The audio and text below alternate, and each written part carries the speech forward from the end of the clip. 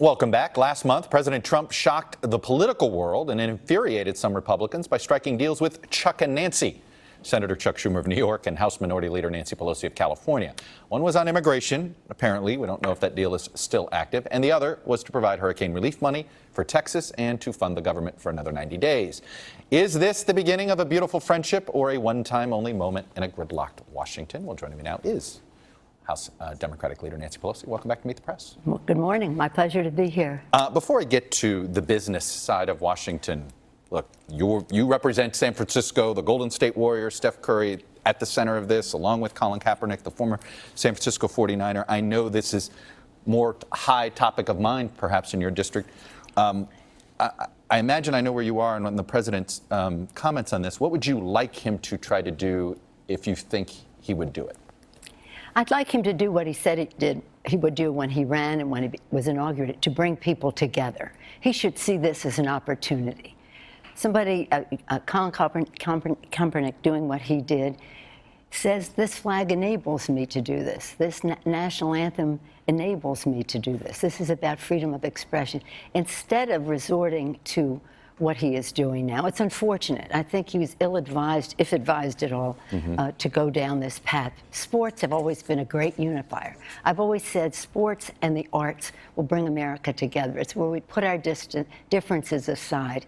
Let's not have the President of the United States do anything but bring people together. Do you think, regardless of whether you think it's the right politics, do you see the political strategy in this? Well, you gave a list of the examples of how the president has been, shall we say, exploitive of certain divisions in our country when it comes to race. I would hope that he would transition from that and understand that he has a different responsibility than feeding red meat to his base. He has unclean hands when he comes to this discussion too, because of what he did after Charlottesville and the other examples that you gave. What do you say to the activist on the left, the person who really is angry at President Trump, who says, don't work with him at all? You're working with him. Does this ever give you pause? Well, let me just say this. I, as Speaker and as Minority Leader first, and then as Speaker, worked very closely with President Bush. What could be worse than taking us into the war in Iraq on the basis of a false premise? Isn't that one of the worst things that's ever happened in our country?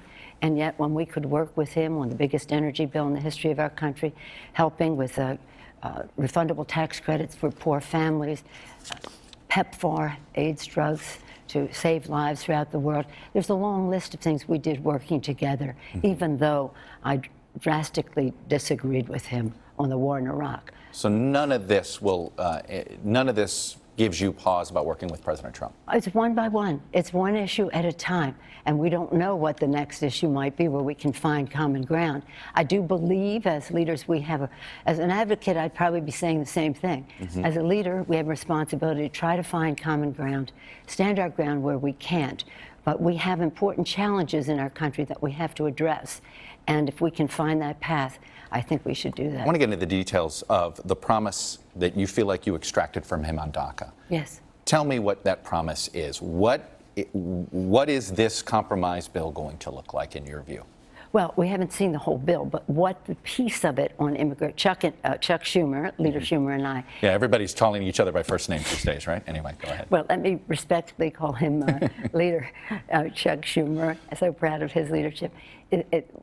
What we agreed with the president on was that the basic bill would be the DREAM Act. This is a bill introduced and has nearly 200 co-sponsors by Congresswoman Lucille Roybal Allard. It is a bill that we will take forward, and it is the bill that we all support.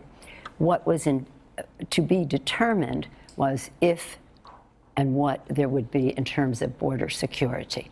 But the essence of the bill was what the president committed, and that's what we trust him to honor. He committed to a pathway to citizenship for these DACA recipients. He committed to, now, mind you, the pathway to citizenship is an earned I understand. pathway that is way down the road. Right, but some Because people they're think there managing- should be no path at all, that it permanently cut off.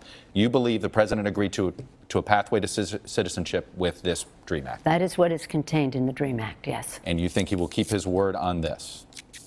That's what he said. What makes you trust him? Well, we'll see. So you're We'll not see sure? now, won't we? Well, You're not no, I trust him on it.